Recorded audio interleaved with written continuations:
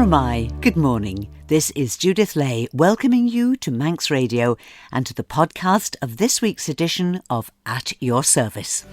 Manx Radio! Well, love is quite definitely in the air on today's programme. And not just because it's Valentine's Day tomorrow, although there will be 1 billion Valentine's Day cards exchanged.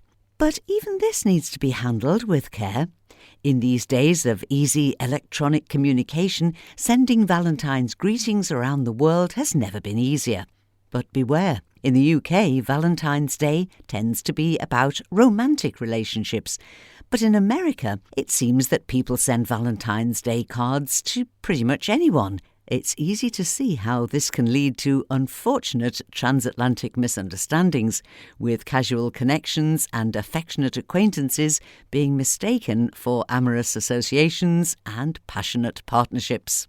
But no such confusion here. Later in the programme, I've a beautiful and very moving love story for you. But first, I thought we might explore the story behind the day that provokes such romantic activity.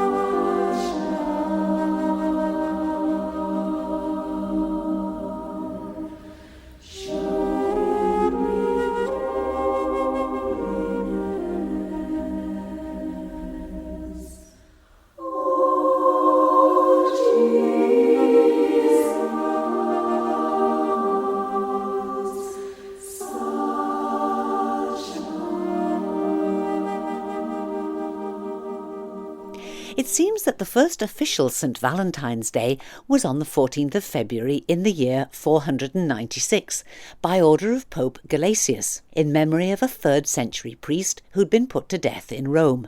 But it's not known for sure whether Pope Gelasius was honouring this 3rd century priest, or whether it was one of 2 other priests martyred on the 14th of February in other years. But nothing further is known about these 2 other St. Valentines. It's the priest in Rome that has become the most widely acclaimed of the 3. But why was a 3rd century Roman priest put to death? In his prison cell, awaiting execution, Valentine reflects on his past. The year is 269 AD. How much time have I got left? I'm sitting in a cold, damp cell, waiting for an executioner. My crime? Marrying couples. Yes, you heard me. Absurd, isn't it? See, our emperor had a strange idea that if soldiers were single, they'd be more likely to sign up with the Roman army. So marriage was banned. Stupid idea. That's what I thought. That rule was meant to be broken. So I started to wed couples in secret. I knew I'd be discovered at some point. But I've brought happiness into people's lives. That's what a priest does, isn't it? Spread a bit of love and hope in the world. I just have to remember what first inspired me. That line in the Bible that says that if I have no love, I'm nothing. Love bears all things, believes all things, hopes all things, and endures all things. My name is Valentine, and this is my story. Bishop Valentine was ultimately beheaded, but not before he had fallen in love with the jailer's daughter. I can't believe it. They took Valentine away today. They took him. He's gone. They've taken him to the city square. He's been sentenced to death, and for what? Marrying couples? What sort of crime is that? All he did was try to bring some good into this world. Why did this have to happen?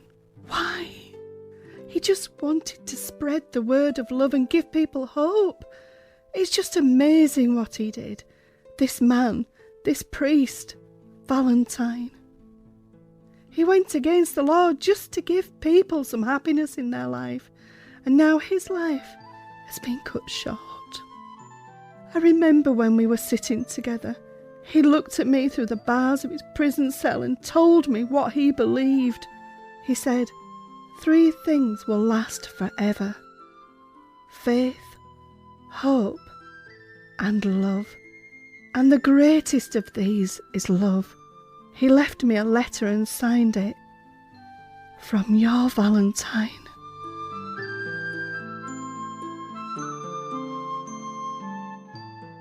So if we're fortunate enough to get a Valentine's card, or maybe even a gift, perhaps we could also spare a thought for that 3rd century priest who believed that helping couples make a commitment to each other in marriage was so important that he was prepared to defy the law of the day, even though he knew it would end, as it did, in his own death.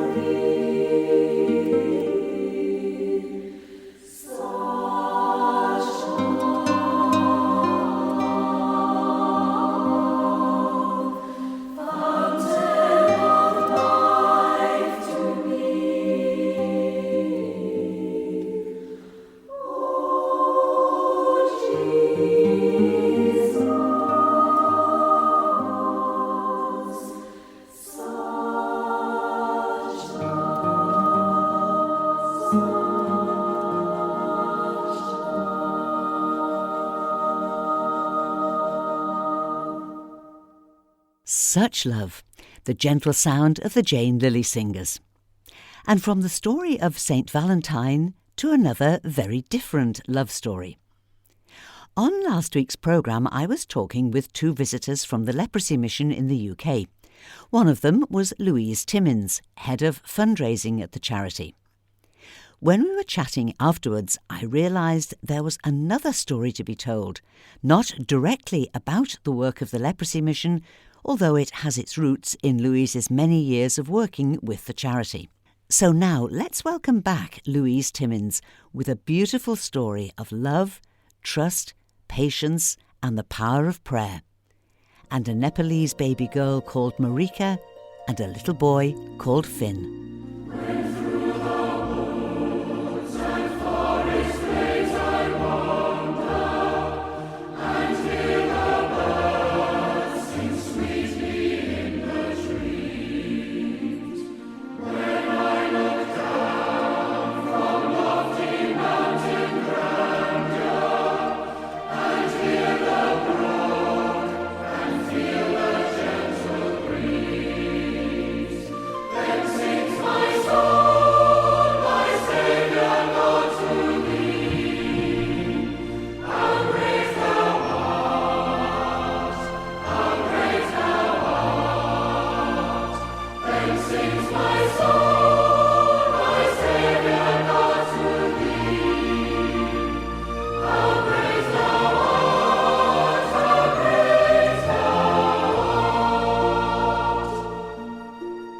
Well, today I'd like to just share a real story of God's faithfulness with you in my 12-year wait to become a mum. And I was thinking about this last Sunday at church, a famous song, How Great Thou Art by Stuart Hine. And whenever I hear that verse, when through the woods and forest glades I wander and hear the birds sing sweetly in the trees, when I look down from lofty mountain grandeur and hear the brook and feel the gentle breeze, I close my eyes and I'm transported back to 2011, and I'm holding my much longed for baby girl in my arms, singing these words like a lullaby to her.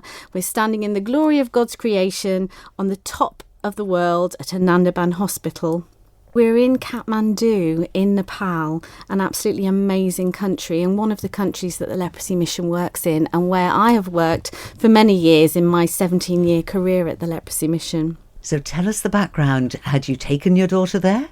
No, we adopted her from Kathmandu. It's an amazing story. So there we were in 2011 after a 12-year wait for a child and a promise from God fulfilled. We adopted our tiny little girl from an orphanage just outside of Kathmandu. She was tiny and malnourished and really desperate for love. It was a 6-year wait to get her. We didn't know we were going to get her till actually a week before we actually did. So it was a very long wait, jumping through many different hoops with many different money-making operations on both sides of the sea. But yeah, finally in 2011 we went to meet her, and our first month together was spent at Anandaban Hospital, which is such a special place, and it was so wonderful to see how the doctors tended to her lovingly, as they do to the patients affected by leprosy, and they really made us feel part of the family. My first visit to Anandaban actually was back in 2009 when my husband Paul and I led the Leprosy Mission trek to raise money for my job at Anandaban. And we spent so much time shadowing the staff and seeing how gracious they were with patients and hearing all of the stories of rejection and loss and the things that they'd had to face because they had leprosy. And it really, laid Nepal on our hearts as somewhere that, we really felt that we could make a difference. So that's why we pursued international adoption. There must have been times that you needed to remind yourself that God's hand was on this, because 6 years is a long time. Must have taken a big emotional strain and stress on you and your husband. Yeah, it really did. And that's such a good point about God's hand being on it. I mean, when we got through all of the adoption procedures and we were granted permission, etc., and we thought everything was going to happen, I painted a whole nursery and bought all of the equipment. Now, when you bear in mind that it was another 6 years and I painted it back cream again, but every time we thought, have we heard this right? Is this the right thing for us to do? Is this, where God is taking us? There was one time when we were really, really thinking, have we made a mistake? And the very next day, a magazine came through our door which said focus on Nepal and a big picture of a Nepalese child. And there was another time when there was a huge spread on the need in Nepal in the Sunday Times. So we just kept focused. We really felt that's where God was leading us. And every time we doubted that, he definitely sent us a very clear message that was, where we were supposed to go. So after a very long 6-year wait, it was in December actually 2010 when I sat at my desk at the leprosy mission at work, and an email came from the head of the leprosy mission in Nepal, and his name is Shavaka Kandal, and he is such an amazing man of God, and he's now part of our family, and he stands in the gap for my daughter where she hasn't got any family. But anyway, he sent us a picture, and you can imagine after a 6-year wait, and the top of the email was like, "This is your daughter," and I feel quite emotional now even talking about it. And there was this picture of this little girl. She was 8 months old, and then nothing again from December. And then in June we had another email which came through from the Nepali authorities that said you need to come out within the next 4 weeks if you want to adopt from Nepal. And she was the very last child to come out of Nepal before they closed the doors. Since then, basically forever. And God really undertook for us. We had a special letter of dispensation to travel from Michael Gove. So many things just conspired together to make it happen for us. It was a very difficult time the first few days. This little baby at 16 months hadn't really ever had any solid food. She'd only just had like a very thick milk. She was so badly malnourished, no hair. She'd never seen a man before. She was absolutely terrified, particularly of my husband and of us, new smells and new language, and it was so difficult for her. But just step by step, she started making sort of movements that she was going to come to me, until eventually she just came onto my chest, and she sat there and she looked at me for 10 minutes. I'm going to cry now, sorry. And she just looked at me and she fell asleep. And my husband just cried, because for 6 years he had prayed that God would bind my new child's heart to mine and mine to hers. And it's such a lovely story that we were at the hospital back at Anandaban less than a week later. And she was there with my husband laughing, and he was blowing raspberries on her tummy, and as you do with a baby. And one of the volunteers at the hospital said, "You know what, Louise, it's taken you 6 years to adopt that little girl and 6 days for her to adopt you." Just a real lovely story of God's undertaking in so many special ways. Such a moving story, Louise. Yeah. I can understand that even after some years, it would still touch you as deeply. Yeah, it does. How do you talk to your little girl about her previous life? We've been very open from day one. There's pictures of Nepal and her life before she came to us, which was only 16 months, all over the house. She is so proud to be a Nepali girl, and she's very proud of her heritage, and she will talk about it. We're very fortunate to have Shavaka and his family at Anandaban. So we went back when she was 7 and basically moved into the community. So it wasn't like going and staying in a hotel and looking at it from outside. We went back to her orphanage. She was up till late at night one night sorting out pencil cases. So everybody had pencils and pens and toys, and we took loads of things in, which I know, hasn't helped those children in a long-term way. But just for a short period of joy, we were able to do something. And I have gone back nearly every year to the orphanage just to see how I can help. But she's very proud of her heritage. We're part of a Nepali community, a small one in the UK as well. She keeps saying, when are we going to go back? So I really hope that it will be, COVID permitting, towards the end of this year. Now, you have another adopted child. I do. So, yes, I have a very mixed family. And that's a lovely story, actually, too, in which Marika was involved. After we'd adopted Marika, I wasn't sure if I wanted to have another child. But we put our names on the adoption register, and we just thought, well, I didn't go chasing anything, but we just thought, if God's going to do something, he will. And Marika was 3 at the time, and we were on holiday, actually, in Spain. And we just passed a little monastery, and as tourists we went in, and she said, "Mummy, let's say a prayer." So I said, okay, what are we going to pray for? And she said, "Dear Lord, please will you send me a little brother?" I'm going to get emotional again now. Sorry. And then the very next day we had an email come through from Ipswich Social Services, nowhere near where I live, to say there's a little boy that they've got and he's of mixed heritage. He's actually half Afghan and half Lithuanian.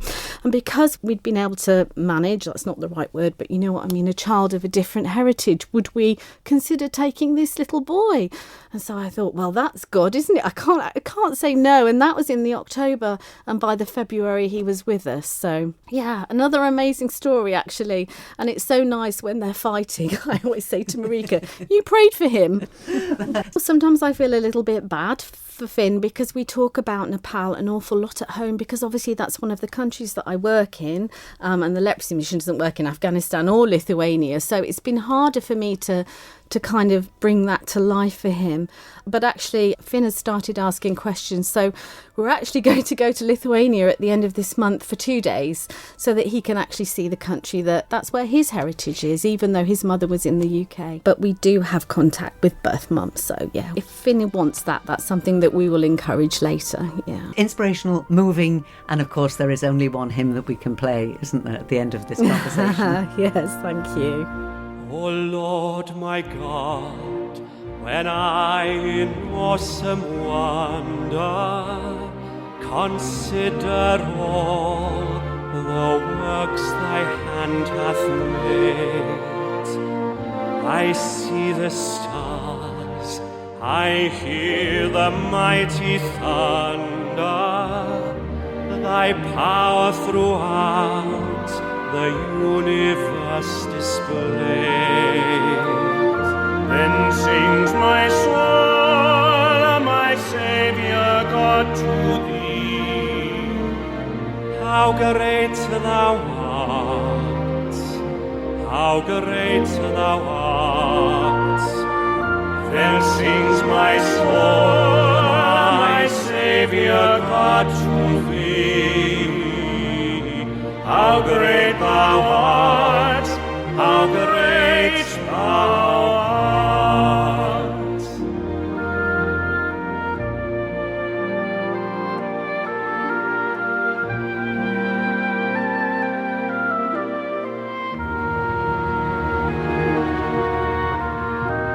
And when I think that God his Son not sparing sent him to die, I scarce can take it in, that on the cross my burden gladly bearing, he bled and died to take away my sin. Then sings my soul, my Saviour God, to thee. How great thou art, how great thou art. Then sings my soul, my Saviour God, to thee. How great thou art, how great thou art.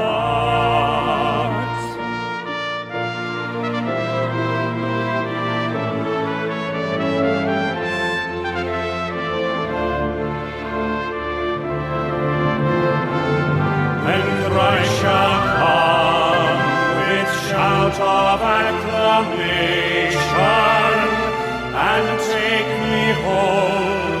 What joy shall fill my heart? Then shall I bow in a humble adoration and there proclaim, my God, how great thou art. Then sings my soul, my Saviour God, to thee. How great thou art, how great thou art. Then sings my soul, my Saviour God, to thee. How great thou art, how great thou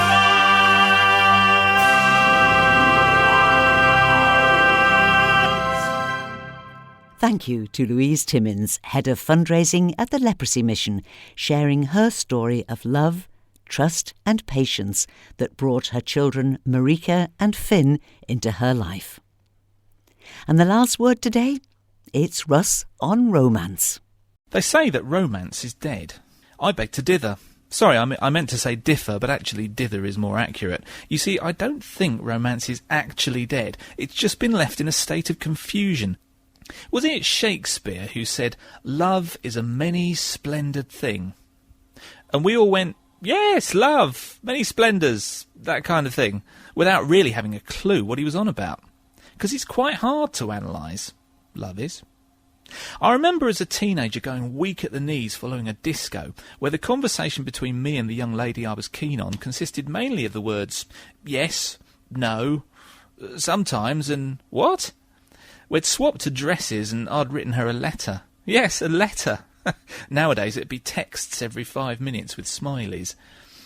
As I recall, I offered to lend her my ELO album, and she wrote back to say she already had a boyfriend with a car and parents with a villa in Spain. So the burgeoning romance dissolved into Mr. Blue Sky thinking. Valentine's Day always used to be an occasion for much hilarity. I'm convinced my friends always used to invent mythical girlfriends and send themselves cards. I tended to mess things up a bit by getting the girl's address wrong or sending a card with my name on it rather than "from your mysterious admirer" or something cool and intriguing. At the end of the day, we all want to know we're loved and to be able to give love too. The good thing is that whatever the state of your relationships, whether romance is alive and well or sat shivering and coughing in a corner, we are all loved by God.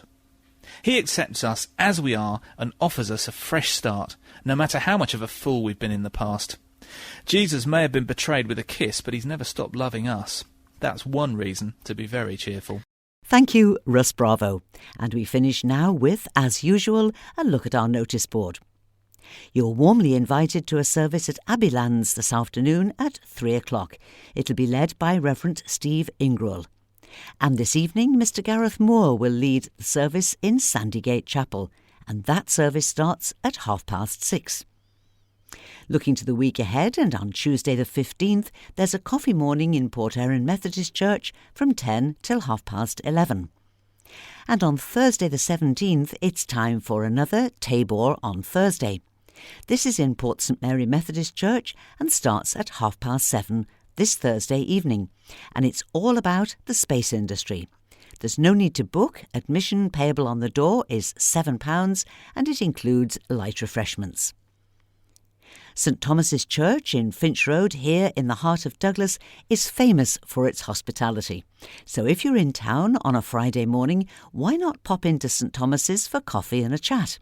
There's a coffee morning in St Thomas's every Friday from 10:30 onwards. The Andreas Film Club will be open for business again this Friday evening, the 18th. The film club meets in Andreas Parish Church, and the film showing on Friday is Doolittle, first released in 2020.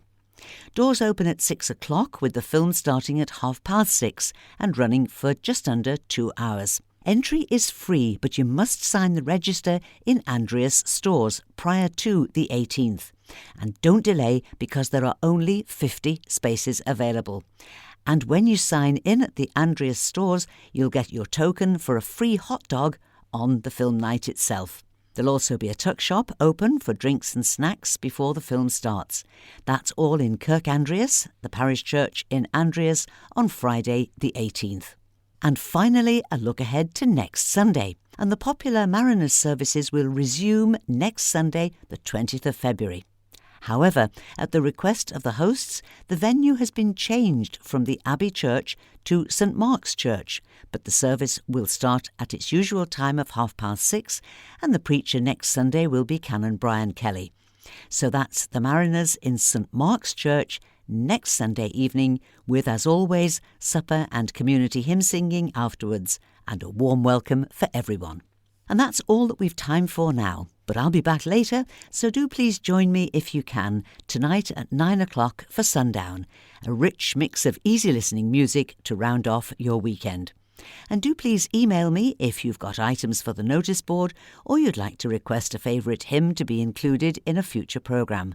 My email address is judithlay@manxradio.com. So, till whenever we meet again, this is Judith saying thank you for listening, and I wish you and those you love a blessed and peaceful week and a very good morning.